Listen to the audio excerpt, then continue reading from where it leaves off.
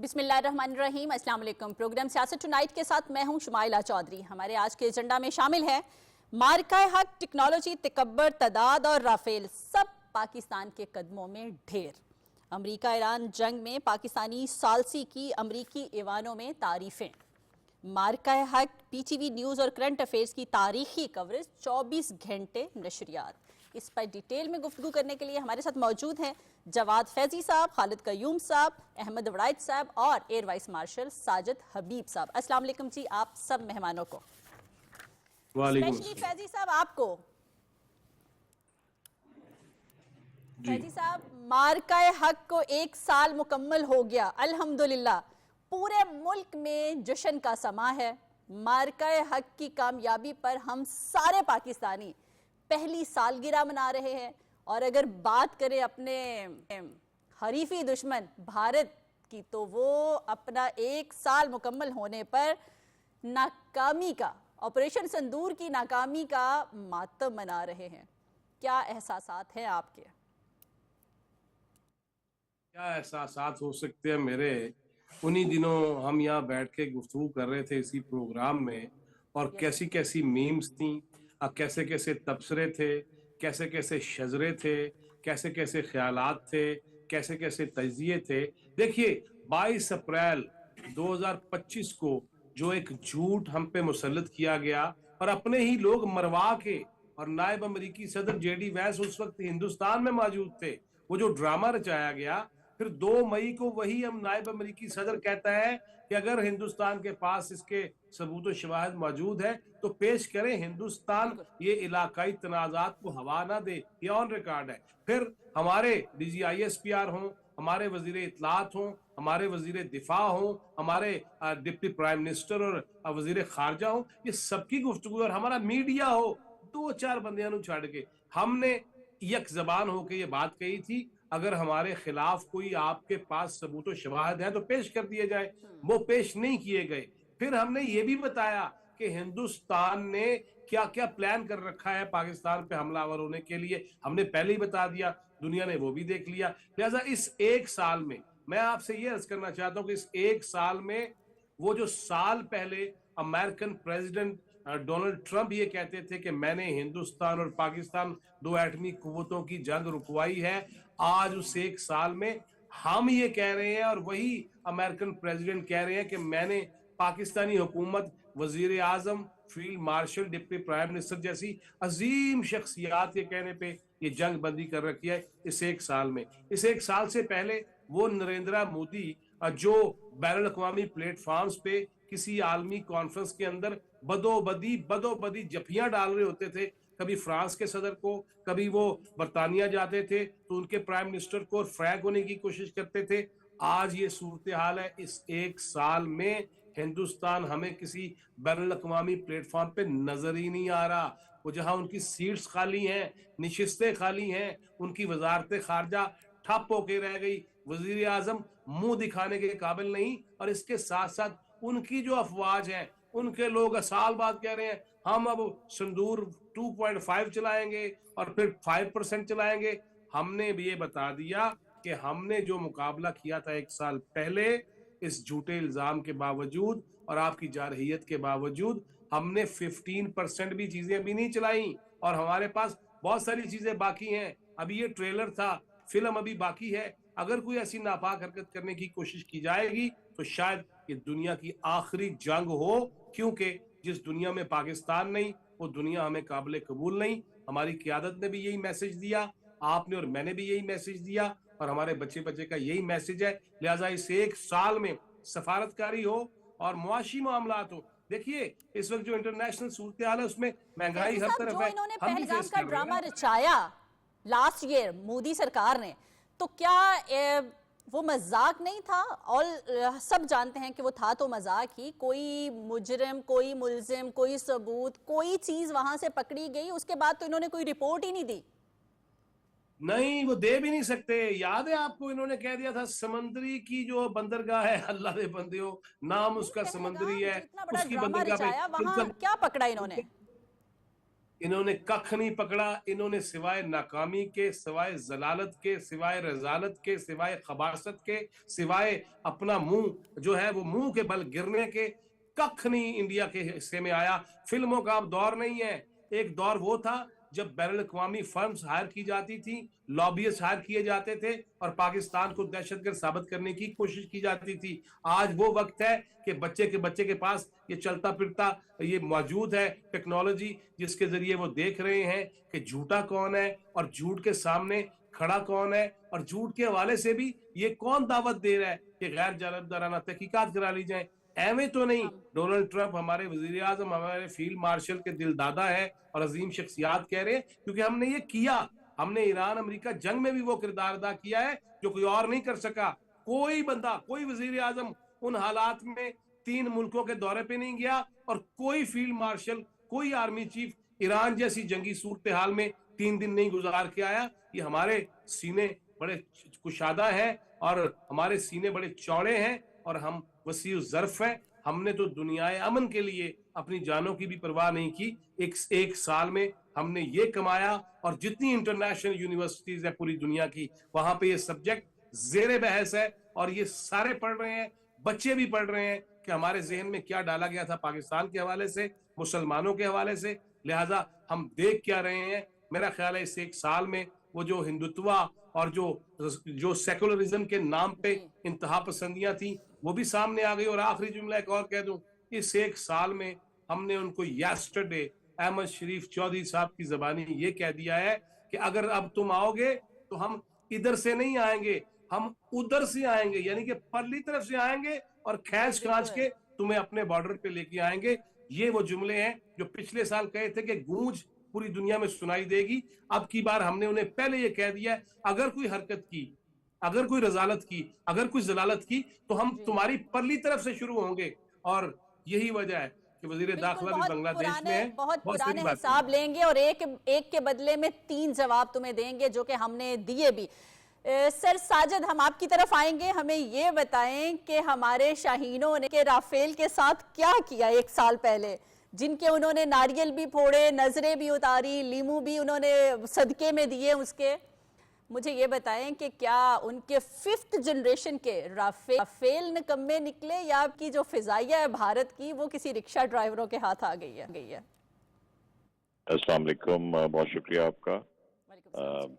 Course अल्लाह ताला का एहसान है कि अल्लाह ताला ने पाकिस्तान को, पाकिस्तान आर्म फोर्सेस को और ख़ास तौर पे पाक फिजाइया को, मैं समझता हूँ कि 1948 से ही जब कश्मीर की आज़ादी की जंग शुरू हुई थी, उससे लेकर आज तक अल्लाह ताला का करम रहा है, क्योंकि हमारी जो फोर्सेस की ट्रेनिंग है, जो एयरफोर्स की ट्रेनिंग है, वो इतनी ज़बरदस्त है। और उसके साथ जब आपका ईमान अल्लाह ताला के ऊपर हो और अपने वतन के ऊपर हो, तो फिर आई थिंक फिर मशीन से ज़्यादा तो, जैसे वो हमेशा कहते हैं, it's the man in the cockpit, man behind the gun, वो मैटर करता है। तो जैसे आपने देखा कि पिछले साल जो ड्रामा किया, तो ये इनकी तकरीबन जो इनका एक डॉक्ट्रिन इन्होंने चेंज किया है। ये कोई 20 साल पहले इन्होंने 2005 में इन्होंने अपना डॉक्ट्रिन चेंज किया था, जिसकी बुनियाद ही मिशमाला ये है कि एक ड्रामा करके उसके बाद सर्जिकल स्ट्राइक की जाएगी। आपने पिछले 5-6 साल में कितनी मरतबा सुना होगा कि इन्होंने कश्मीर में सर्जिकल स्ट्राइक की, फिर इन्होंने बालाकोट वाला वाकया किया 2019 में, और वहाँ पे भी इनको हजीमत उठाना पड़ी। दुनिया भर में इनकी एक तरह से बेइज्जती ही हुई कि हमने उनके 2 जहाज मार गिराए और एक को तो हमने पायलट को पकड़ा भी। और फिर इन्होंने, मैं तो ये हैरान हूँ कि ये 5 साल तक इन्होंने ये कैसे इन्होंने दूसरा स्टेज ड्रामा नहीं किया। मैं तो एक्सपेक्ट कर रहा था शायद उससे पहले करेंगे, क्योंकि ये बार बार करेंगे, क्योंकि मोटिव इसके पीछे मोदी जब से आया है, इसका इस दफा का मोटिव था, जो जनरल शरीफ ने भी कल कहा, वो सियासत में जब आप सियासत की वजह से आप जंगें लड़ने की कोशिश करें, तो फिर आपके इदारे भी एक जिसको कहते हैं कि पूरे दिल के साथ नहीं लड़ते, और यही हुआ।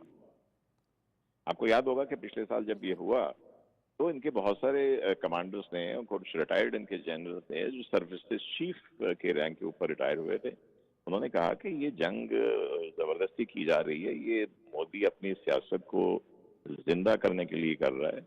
तो जब आपका ऑब्जेक्टिव ऑब्जेक्टिव के ऊपर ही अपने ईमान नहीं होगा तो फिर आपने क्या लड़ना है। राफेल बहुत अच्छा जहाज है।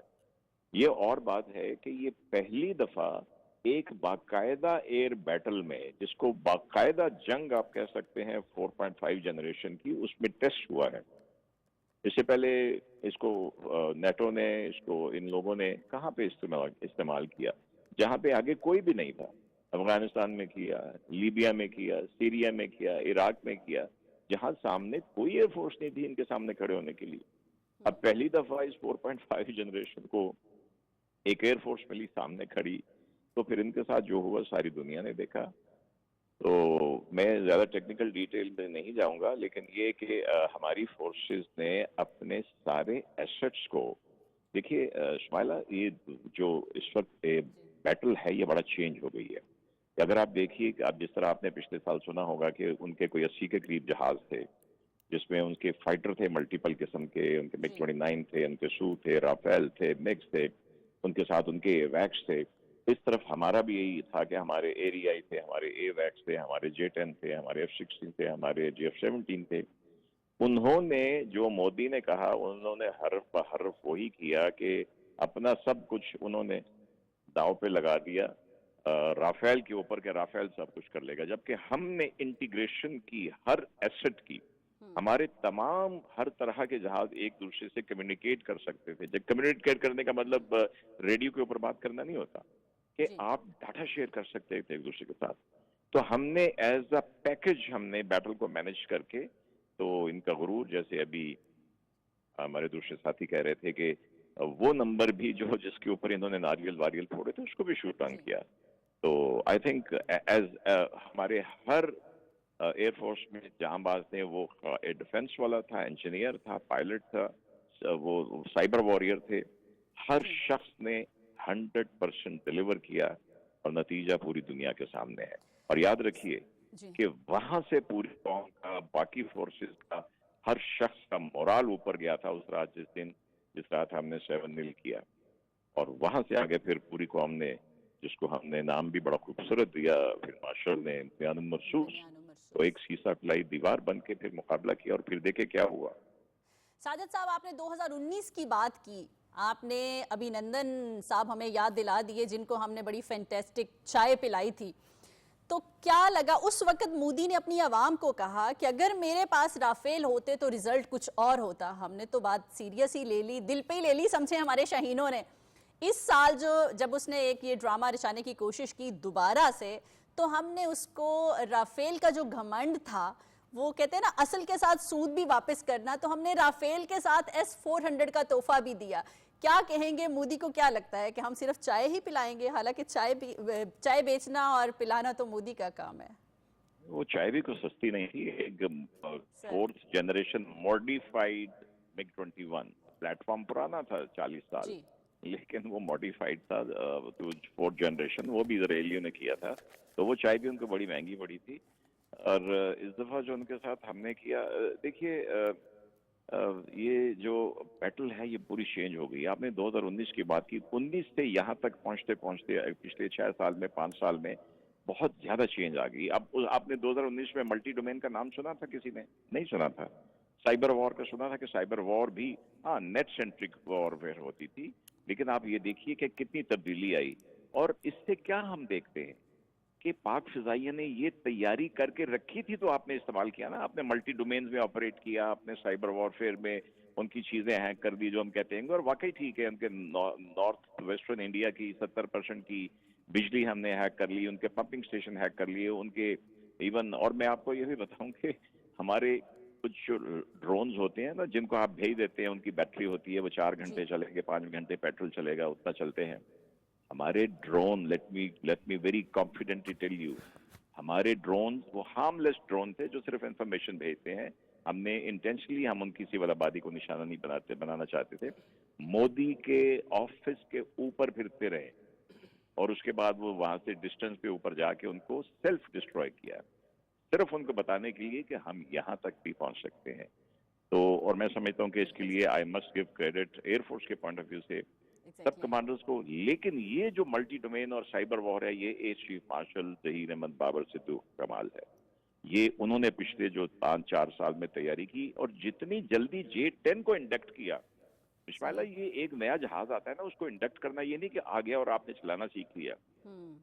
उसकी एक एक चीज को मास्टर करना, पायलटों की ट्रेनिंग करना, पायलटों की हर वेपन इस्तेमाल करने की ट्रेनिंग करना, पायलट्स की बाकी सिस्टम्स के साथ, एवैक्स के साथ, रेडार्स के साथ, उन सब के साथ इंटीग्रेशन करके जब सब कुछ तैयार होता है, उसको कहते हैं इंडक्ट होना। इसको 4-4 साल, 5-5 साल लग जाते हैं। उनके तेजस को 20 साल हो गए। तो ये कमाल था हमारे पायलट्स का कि उन्होंने इन चीफ के ज़रिए क़यादत, उन्होंने एक साल के अंदर जब ज़हीर अहमद बाबर ने टेक ओवर किया, उसके बाद आए हैं J-10। तो आई थिंक एक जो डिटर्मिनेशन और जज्बा होता है कि हमने तैयारी अपनी पूरी करनी है वतन की खातिर, तो फिर ऐसा ही होता है जो इस वक्त मोदी के साथ पिछले 1 साल में हुआ। और उसके बाद आप देखें ना कि एक भले वो जंग ट्रंप ने रुकवाई या नहीं रुकवाई, उसके ऊपर बात चलती रहेगी, लेकिन ये है कि हमने कम अज कम, अल्लाह ताला ने इतनी इज्जत दी कि हमने ईरान की और अमेरिका इसराइल की जंग रुकवाई है। बिल्कुल सही। सर साजिद, आप हमारे साथ रहिएगा, हम आपकी तरफ दोबारा आएंगे। आपने बिल्कुल ठीक कहा। और खालिद कयूम साहब, मैदान जंग से उस वक्त हमारे जवानों के मैसेजेस आ रहे थे स्माइल करते हुए, वीडियो मैसेजेस, अपनी आवाम के नाम पैगाम था कि आप हौसला रखें, हम आपको मायूस नहीं करेंगे। और बिल्कुल उन्होंने हमें मायूस नहीं किया। कल हमने देखा हमारे तीनों मुसल्लह अफवाज के जो अफसरान थे, उन्होंने प्रेस कॉन्फ्रेंस की और उन्होंने खुल्लम खुल्ला भारत को ये पैगाम दिया कि आपने रात के अंधेरे में अटैक किया था पाकिस्तान पर और सिविल आबादी पर आपने अटैक किया। हमने आपको दिन की रोशनी में जवाब दिया। अगर फिर भी कोई गलत फहमी आपके दिल में है तो आ जाओ। देखिए, कल जो प्रेस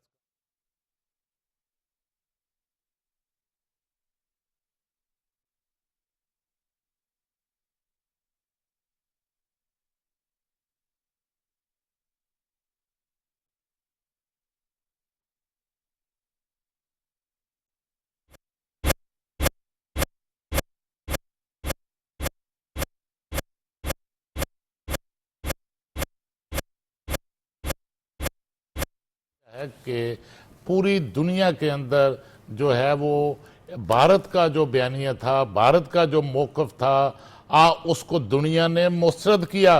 और पाकिस्तान का जो बयानिया था और पाकिस्तान का जो मौक़िफ़ था, उसको दुनिया ने तस्लीम किया। दुनिया के ताकतवर दारुल खिलाफों में तकसीम जो है वो उसको तस्लीम किया गया। और देखिए कि इस जंग में पाकिस्तान ने दफाई सतह पर, सफारती सतह पर, सियासी सतह पर और बयानिए की सतह पर आज जो है वो हर मामले में भारत को जो है वो शिकस्त दी। और बड़ी ज़िल्लत अमेज़ आज जो शिकस्त है उसका सामना करना पड़ा। और इस खित्ते के अंदर आज जो भारत को, जो इंडिया को बालादस्ती का ज़ूम था, वो जो तकब्बर था, जो गरूर था, जो घमंड था, वो खाक में मिल गया। और इस तरह जो है पाकिस्तान ने जो कामयाबी हासिल की, उससे पूरी दुनिया के अंदर पाकिस्तान की जो है वो इज्जत अफजाई हुई। और फिर आपने देखा कि हमारी सियासी और अस्करी क़यादत की किस तरह दुनिया के अहम तरीन दारुल खिलाफों के अंदर इज्जत अफजाई हुई, सब ने देखा। और सबके सामने जो है वो पाकिस्तान का जो मौक़िफ़ है उसको एंडोर्स किया गया। यहाँ पे आई मस्ट से कि उस वक्त जो हमारे इंफॉर्मेशन मिनिस्टर अताउल्लाह तारड़ साहब थे, उन्होंने इतनी शानदार कारकर्दगी दिखाई कि जब भारत में पाकिस्तान के चैनल्स बंद कर दिए गए कि सच ना देखना पड़ जाए कहीं भारत की आवाम को, तो हमारे इंफॉर्मेशन मिनिस्टर अताउल्लाह तारड़ ने अपना मिली नगमा यूट्यूब चैनल पर चला दिया जब उनकी नॉर्मल ट्रांसमिशंस चल रही थी। तो वो तो सर पकड़ के बैठ गए कि ये क्या हुआ, ये पाकिस्तान का मिली नगमा कहाँ से चल गया। देखिए कि एक तो आपने देखा होगा कि ये जो हमेशा जिस तरह पहले भी यहाँ पर बात हो रही थी कि भारत की तरफ से ये जो पहलगाम का जो ड्रामा रचाया गया, जो फॉल्स फ्लैग ऑपरेशन जो है अब वो किया गया। इस तरह के ड्रामे जो हैं ये को पहली बार नहीं किया गया, इससे पहले भी हमेशा भारत की तरफ से इस तरह के ड्रामे रचाए जाते रहे हैं और पाकिस्तान को के खिलाफ जो है एक साजिश जो है वो इंडिया की तरफ से की जाती रही है। और इस साजिश में मैं आपको बताऊं कि नरेंद्र मोदी सरकार और उनका जो गोदी मीडिया था वो भी उनका ये जॉइंट वेंचर था और इकट्ठे मिलकर जो है वो एक बयानिया और एक झूठ का बयानिया और झूठ पर मबनी खबरें और फेक न्यूज का जो सैलाब आया और सैलाब को रोकने में हमारे वज़ीर इत्तलात और नशरियात अताउल्लाह तारड़ ने और हमारा जो मीडिया था उसने इंतहाई जिम्मेदारी के साथ हकायक के साथ जो है वो बात की, हकायक पेश किए और भारतीय जो मीडिया का जो झूठ था और नरेंद्र मोदी का जो झूठ था उसको एक्सपोज किया। और फिर देखा आपने कि पूरा जो इंटरनेशनल मीडिया था, बैनुल अक़वामी मीडिया था, print media, electronic media, social media, हर सतह पर हर जगह पाकिस्तान का जो मौक़िफ़ है उसको तस्लीम किया गया। और भारत जो है अब वो तो इस जंग में अपनी जिल्लत में शिकस्त तस्लीम करने के लिए भी तैयार नहीं था, लेकिन दुनिया ने पाकिस्तान की कामयाबी का इतराफ़ किया। और इसमें सबसे बढ़कर देखिए कि अमेरिकी सदर डोनाल्ड ट्रंप ने किस तरह बार बार और कई बार दर्जनों बार आज जो है इस जंग में जो भारतीय त्यारे गिराए गए हैं उनका जो है वो इतराफ किया। और सबसे बढ़कर इस जंग में पाकिस्तान का जो कद है पूरी दुनिया के अंदर वो कद बढ़ा। और ख़ास तौर पर एक जो और मामला हुआ कि कश्मीर का जो मसला था उस मसला को भी इस्तेमाल के हक में पाकिस्तान की जो जीत हुई, पाकिस्तान ने जो जंग जीती उससे कश्मीर का मसला जो है वो भी दुनिया बैनुल अक़वामी सतह पर जो है बैनुल अक़वामी फोरम पर जो है वो हाईलाइट हुआ। और आपने देखा कि अमेरिकी सदर डोनाल्ड ट्रंप ने कश्मीर के मामले पर भी सालसी की पेशकश की और पाकिस्तान तो इसके लिए तैयार था। इतनी बार तो हम जिक्र नहीं करते खालिद क़य्यूम साहब, जितनी बार आपने बता दिया कि डोनाल्ड ट्रंप हमारी फतह का ऐलान करते रहते हैं।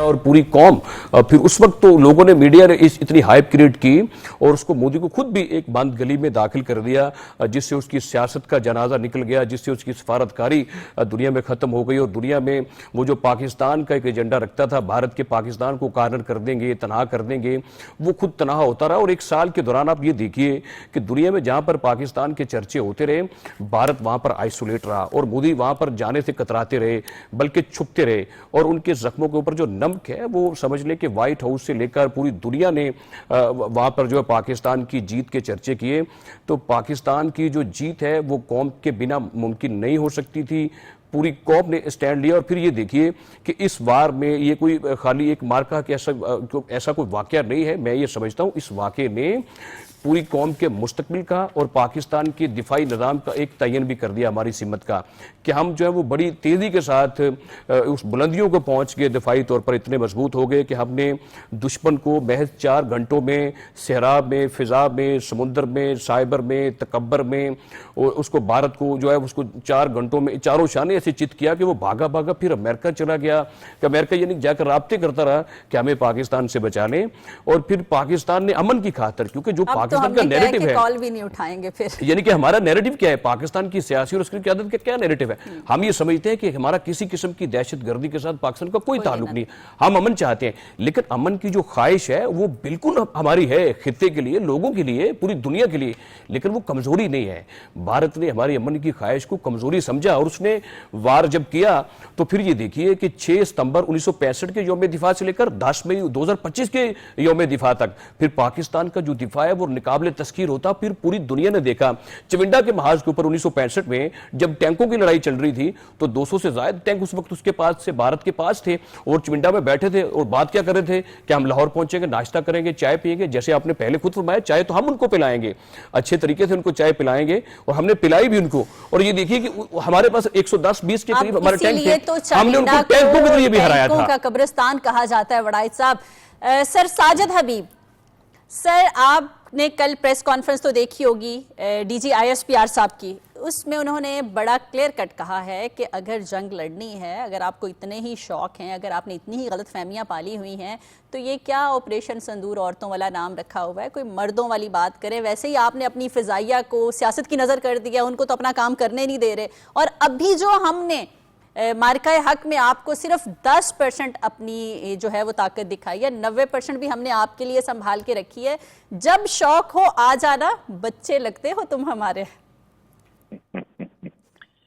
जी बिल्कुल आपने सही कहा शुमाइला। अब देखिए, सिर्फ आपका नंबर ऑफ एयरक्राफ्ट या उन चीजों से फर्क नहीं पड़ता, इनके अगर आप देखें, और मैं बल्कि इस चीज को रिलेट करूंगा कि हमारे लोग ऐसे ही अपने आप को अंडरमाइन करते रहते हैं। अगर हम अंदर इक्तिसादी तौर पे अगर हम अच्छे नहीं है तो ये हमारा अंदर का, हमारा अपना कसूर है। लेकिन हमारे ही कोई दानिश्वर बैठ के भारत बहुत बड़ी इकोनॉमिक ताकत बन रहा है, फलाना बन रहा है। मैं मिलिट्री पॉइंट ऑफ व्यू से अगर बात करूं तो आप याद कीजिए कि पिछले 1 साल में इनके पुराने और हाजिर सर्विस जो चीफ्स हैं, कितनों ने, खास तौर पे एयरफोर्स के जो लोग हैं, इंडियन भारतीय एयरफोर्स के, उन्होंने कहा कि जो चीजें हमें मिलनी थी वो चीज तो हुकूमत ने दिलवाई नहीं है। आप इनके तेजस की हालत देख लीजिए कि तेजस अगरचे ये 2021 से या पिछले 20 साल से उड़ रहे हैं, लेकिन इन्होंने लाइट कॉम्बैट एयरक्राफ्ट बनाना 1980s में शुरू किया था। और अभी जब तेजस की बात है, मैं आपको देखें, जब आप एक दावा करते हैं कि राफेल होता है या फलाने होते हैं, फिर आपको इंश्योर करना पड़ता है कि आपने अपनी सर्विस को वो चीजें लेके दे ताकि वो बर वक्त अपनी ट्रेनिंग कर सके। तो इन्होंने जहां पे 1 साल में 2 साल में इनको चाहिए थे 122 इंजन अपने तेजस के लिए, इनको 12 लेके दिए हुकूमत ने। तो नंगी भूखी सरकार जहां पे 62 करोड़ लोगों के पास बाथरूम नहीं है, 72 करोड़ 5 किलो महीने के राशन के ऊपर रह रहे हैं। फिर लोग बात करते थे जी फलाने गूगल का वो इंडियन CEO है, फलानी इंटरनेशनल बड़े जो चेन है IT की, उसका इंडियन CEO है। तो भाई ये जो साइबर वॉरफेयर हुई है, इसमें किसने तख्ता किया इन लोगों का? किसने? हमने किया ना, हमने इनके सारे सिस्टम को जैम किया। हमारे साइबर वॉरियर्स ने इनके जो S-400 के जो जितने उसके सिस्टम से उनको नकारा किया, उनको ब्लाइंड किया। तो फिर ही हुआ ना कि हमारे जो 2 JF-17 जो ओनली 2 एयरक्राफ्ट जिन्होंने बॉर्डर क्रॉस किया, बाकी सबके पास BVR थे दोनों साइड के ऊपर, किसी ने बॉर्डर क्रॉस नहीं किया, बल्कि 50 किलोमीटर से भी नजदीक से आए। तो ये साइबर वॉरियर भी एंड ऑफ द डे हमारे निकल आए। मुझे अफसोस ये होता है जब हमारे ही अपने कुछ नाम नेहाद दानिश्वर टीवी पे और चैनल के ऊपर बैठ के बात करते हैं कि हम इस मैदान में पीछे, इस मैदान में। हमारे अंदर पोटेंशियल बहुत है। हाँ, ये बात है कि हमें उसको चैनलाइज करने की जरूरत है। और भारत का, जहां तक आपने कहा कि जनाना नाम सिंदूर रखा हुआ है, तो बेचारी फिर उनकी एयरफोर्स विधवा भी हो गई ना उतनी जल्दी, जितनी जल्दी हमने उसका सिंदूर उतारा तो वो विधवा हो गई। उसके बाद तो ये आमतौर पे पुराने जमाने में तो सती हो जाते थे। तो अब अगर वो जमाना नहीं है, आप ये देखिए कि 1 साल से शोर मचाया हुआ है कि हमने सिंदूर अभी खत्म नहीं किया। तो भाई लगाओ ना चुटकी, एक लगाओ फिर अपने किसी राफेल के सर के ऊपर और भेजो हमारी तरफ। इसी पर तो हमारे DG ISPR ने कहा कि जब दिल करे आ जाइएगा संदूर उठाकर बच्चे लगते हो तुम हमारे। AVM साजिद साहब, थैंक यू वेरी मच आपका हमें टाइम देने का। जवाद फैजी साहब, अब तो इनके वो पहले इनके डायलॉग्स होते थे बच्चों को सुलाने के लिए कि सो जाओ हमारे फलां आ जाएंगे, अब तो ये बेचारे डर के मारे कहते हैं चुप करो, सो जाओ बच्चों, वरना पाकिस्तान की फिजाइया आ जाएगी। जलते पर जख्मों पर नमक छिड़कना, ये काम किया है सदर ट्रंप साहब ने। हम जब सालगिरह मना रहे थे मारिका हक की, बयान मरसूस की, से उसी वक्त सदर ट्रंप ने दोबारा से पाकिस्तान के फील्ड मार्शल और पाकिस्तान के वजीर आज़म की तारीफ की है, उनको अजीम शख्सियात कहा है, वो भी उनके सालसी किरदार को भी सराहा है। क्या कहेंगे इस पर? इतना सेकुलर पसंदी वाला मुल्क होता अगर हिंदुस्तान, इतने ही वो अगर अखंड भारत के चाहने वाले होते, तो इन तारीफों के बाद तो जो अमेरिका के अंदर NRIs हैं, इंडियंस हैं, उन्हें तो शर्म से वैसे ही इंडिया वापस चले जाना चाहिए था और जाके अपनी अफवाज में शमूलियत इख्तियार कर लेना चाहिए थी। लेकिन साजिद हबीब साहब बिल्कुल ठीक कह रहे थे कि जब एक तरफ आप लड़ाई के लिए तैयार करते हैं, दूसरी जानब उनके लिए खुराक की कमी है, वो खुदकुशियां कर लेते हैं कि रोटी तक मुयस्सर नहीं, चावल तक मुयस्सर नहीं और हमें खाने पीने को कुछ मुयस्सर नहीं। फिर यहाँ तक के वो जो ममनुआ चीज है और जिसे बड़ी जालिम चीज कहा गया, हराम चीजों में से, उस पे जिन दिनों पहलगाम का वाकया था, आपको याद है वो किस चीज पे लड़ रहे थे कि हमारी बैरक्स के अंदर ये सौदा क्यों नहीं आ रहा, ये नशावर चीजें क्यों नहीं आ रही। जिस फौज का मोराल ऐसा होगा, जिसके मामलात ऐसे होंगे, खुदकुशियां होंगी, जिसपे खुराक की कमी होगी, और वो जो बुत तराशा हुआ था, ख्वाजा आसिफ साहब सही कह रहे थे कि हिंदुस्तान ने जो अपने हवाले से, नरेंद्र मोदी ने हिंदुस्तान के हवाले से जो बुत बनाया हुआ था, पाकिस्तान ने उसको पाश पाश कर दिया है। फिर साथ ही ख्वाजा साहब का फरमान है ये जो है कि ईरान के साथ भी हमारे मामलात जो बेहतरी की जानब आए हैं, वो हमने हिंदुस्तान से जंग जीती है। और जो अमेरिका भी हमारी बार बार बात कर रहे हैं, डोनाल्ड ट्रंप भी कह रहे हैं, JD वैंस भी कह रहे हैं, उनकी कांग्रेस के अंदर पाकिस्तान के डोंगरे बरस रहे हैं। और आपने देखा नहीं था कि जब पहलगाम के हवाले से हिंदुस्तान अक़वाम मुत्तहिदा जाता है कि हमारे ऊपर ये जुल्म कर दिया गया, दहशतगर्दी कर दी गई, तो वहां पे ये जवाब आया था कि जनाब हम ये करारदाद ऐसी कोई मंजूर करने को तैयार ही नहीं है, लेने को ही तैयार नहीं है, रोस्ट्रम पे ही नहीं आएगी, एजेंडे पे ही नहीं आएगी। उसकी वजह कि पाकिस्तान ने तो आपको ये ऑफर कर दी है कि गैर जानिबदाराना तहकीकात करा ली जाए। लिहाजा हिंदुस्तान कयामत तक ये जख्म अपने खुद ही कुरेदता रहेगा, उसकी जो पीप है, उसकी गंदगी है, वो पीता रहेगा, क्योंकि वो तो बहुत कुछ पी जाते हैं। लिहाजा ये सारी वो चीजें हैं जिसके तहत हमें ये देखना है कि अक़वाम आलम के अंदर, जैसे मैंने पहले अर्ज किया कि देखिए सऊदी अरब हो तो उसकी तरफ से देख लीजिए, आज फेक न्यूज की भी बात जरूर होनी चाहिए। मेरे दोनों भाई यहाँ बैठे हैं, शुमाइला देखिए हमने हमेशा फेक न्यूज पे बात की है, हिंदुस्तान ने फेक न्यूज, डिसइंफॉर्मेशन, प्रोपेगेंडा वो पाकिस्तान के खिलाफ इस्तेमाल किया। लेकिन अब वो वक्त है कि जब पूरी दुनिया देखने लग गई है, हमने ये भी देखा कि अब भी इसराइल और हिंदुस्तान फितनतुल खवारिज की जिस तरह पुश्तीबानी कर रहे हैं, उनके पीछे खड़े हैं, वो उधर से भी आते हैं। लेकिन मैंने जैसे पहले कहा ना, अहमद शरीफ चोई साहब ने जिस तरह कह दिया कि अब हम उधर से शुरू होंगे और तुम्हें इधर लेके आएंगे, ये वो चीजें हैं जो पूरी दुनिया देख रही है। अभी देखिए डोनाल्ड ट्रंप चाइना जा रहे हैं। आपने फेक न्यूज की बात की, इस पर मैं बात करना चाहूंगी। हमें ज्वाइन कर चुके हैं deputy controller current affairs PTV Islamabad से वसीम जमाली साहब। अस्सलाम वालेकुम। वालेकुम सलाम। जमाली साहब, मार्का हक की जो ट्रांसमिशन चल रही थी उस वक्त उनके इंचार्ज भी थे, और जमाली साहब PTV ने मार्का हक के दौरान जो कौम के जज्बात की तर्जुमानी की और 24 घंटे मुसलसल नशरियात देकर अवाम का हौसला भी बढ़ाया, अपने लोगों को सच और हकाइक से आगाह किया, भारतीय झूठे प्रोपेगेंडे का भरपूर जवाब दिया, और वाहिद PTV वो चैनल था जो 24 आवर्स तमाम मामले की हिसासियत की खबरें दे रहा था, जो सच था वो अपनी आवाम को बता रहा था। क्या जज्बा था PTV का, PTV के लोगों का, आपका? जी शुमाइला, असल में PTV ने हमेशा कौम के जज्बात की तर्जुमानी की, वो 1965 की जंग हो या मई 2025 के जो मार्का हक हो, PTV ने हमेशा मुसद्दका इत्तलात अपने अवाम तक पहुंचाए और उनके जज्बात की तर्जुमानी की। जब ये 22 अप्रैल को फाल्स फ्लैग ऑपरेशन इंडिया ने किया और उसके बाद पाकिस्तान के खिलाफ एक कैंपेन जो है उसने शुरू की, तब से लेके हमने अपने तैयारी पकड़ी थी कि अब लग ऐसा रहा है कि कोई जो है वो ये कार्रवाई होगी और उसके बाद इंशाल्लाह हम इंफॉर्मेशन के फ्रंट पे जो है वो भरपूर जवाब देंगे। हमारे director current affair Chaudhry Mohammad Salim Sahab ने हमें कहा कि जो भी इंफॉर्मेशन देनी है वो मुसद्दिका हो, वो ISPR के सोर्स से हो, वो इंफॉर्मेशन मिनिस्ट्री के सोर्स से हो, अदरवाइज सोशल मीडिया से गैर मुसद्दिका इतलात जो है वो पिक करके जो है वो आपने सनसनी नहीं फैलानी है। और हमने भी ऐसा ही किया। इंडिया के फेक न्यूज के खिलाफ हमने फेक न्यूज बस्टर चलाए, जो कि रियल टाइम में उनके झूठ और प्रोपेगेंडा के खिलाफ हमने इंफॉर्मेशन फ्रंट पे एक अपनी जंग शुरू की।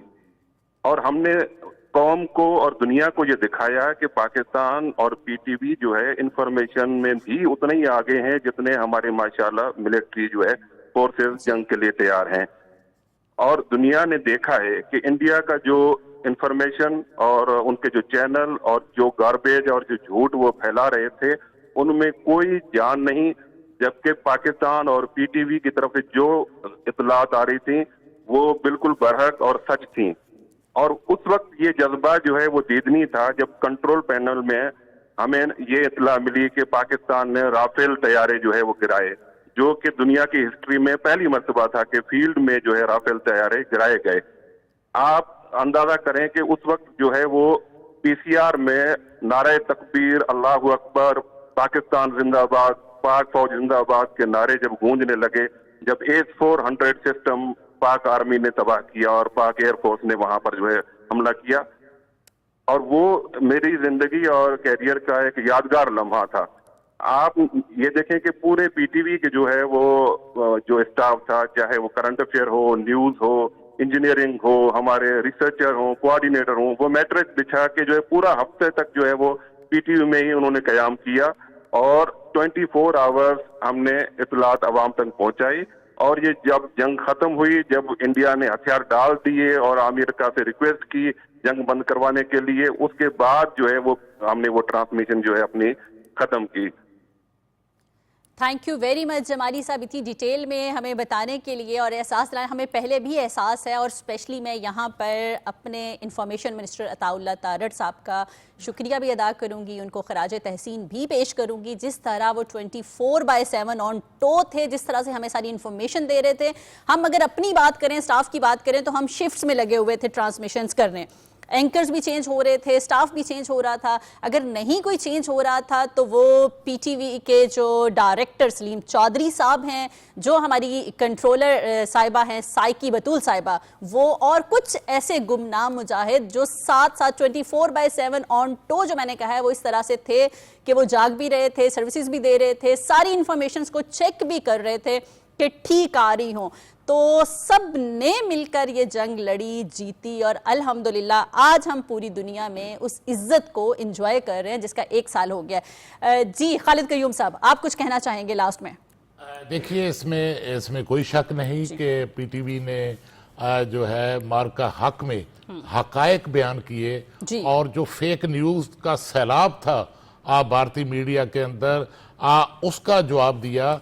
और फिर देखिए कि इस कदर जो है वो खबरें जो हैं वो दुरुस्त खबरें और सही खबरों का फ्लो था कि तमाम जो प्राइवेट TV चैनल्स हैं उन्होंने भी जो है वो PTV की खबरों को फॉलो किया।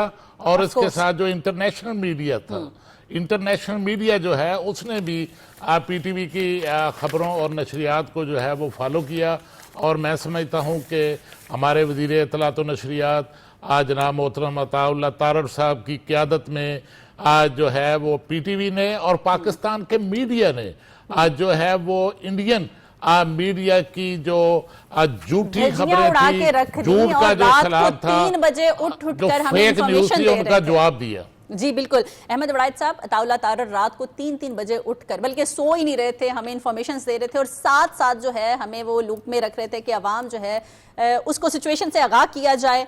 और उसके साथ उनकी इन्फॉर्मेशन के बाद जो है हमारा सोशल मीडिया जिस तरह से एक्टिव हुआ, जितनी मीम्स बनी, उसकी तो क्या ही बात है। देखिए, ये जो जंगें होती हैं वो नफ्सियाती तौर पर भी बड़ी मानीखेज होती हैं और ये भी होता है। इसलिए मल्टी डोमेन ये क्यों कहा जा रहा है, क्योंकि इस जंग पे साहिब साइबर का बड़ा एक रोल था, यानी कि एक फेक न्यूज़ जो फैलाई जा रही थी उनका रोकना था, उनका तदारुक करना था।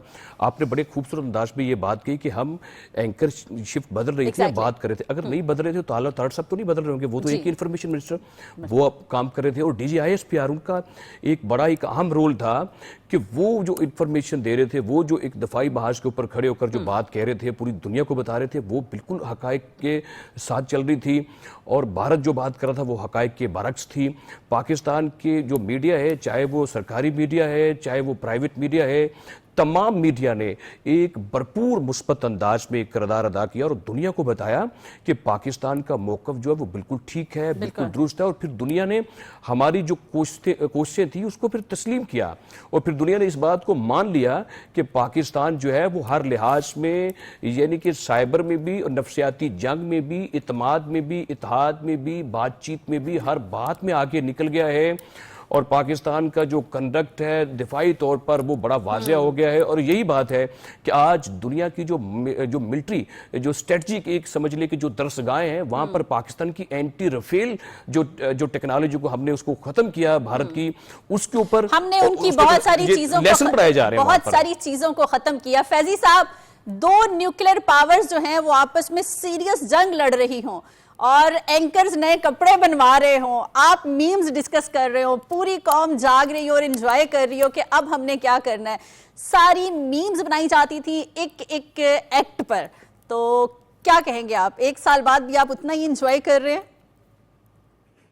मुझे याद आ रहा है मोदी ने लाई ये जंग ला के सिंदूरी रंग हुण मैं डिगदी फिरा, तो वो साजिद हबीब साहब भी जो कह रहे थे ना कि अगर सिंदूर का इतना ही शौक है, हमारे यहाँ तो इजाजत भी है, अगर बहुत बड़ा मसला है तो हम वैसे ही सिंदूर लगा देते हैं, क्यों जलील कर रहे हैं अपने सिंदूर को। और इनमें गैरत हो ना तो गंगा जमुना के गंदे पानी में डूब मरे। एक बात और भी कहूं, अभी आगे आप देखिएगा, अभी डोनाल्ड ट्रंप चाइना के विजिट पे जा रहे हैं और उधर से ईरान के सदर जनाब मसूद पेज़ेश्कियान ने रहबर आला से मुलाकात की है यस्टरडे। मैं ये समझता हूँ कि आने वाले दिनों में डोनाल्ड ट्रंप पाकिस्तान में और इस्लामाबाद में नजर आएंगे। हो सकता है चाइना से वापसी पे ही आ जाए, वगरना फिर ये मैदान सजेगा, हिंदुस्तान के पेट में मरोड़ उठता रहेगा। और पाकिस्तान जिसके खिलाफ हिंदुस्तान ने बड़े मजमून प्रोपेगेंडास किए, इसराइल ने किए, इंशाअल्लाह वो वक्त आएगा कि पाकिस्तान का परचम मजीद बुलंद होगा, हमारे सीने मजीद चौड़े होंगे।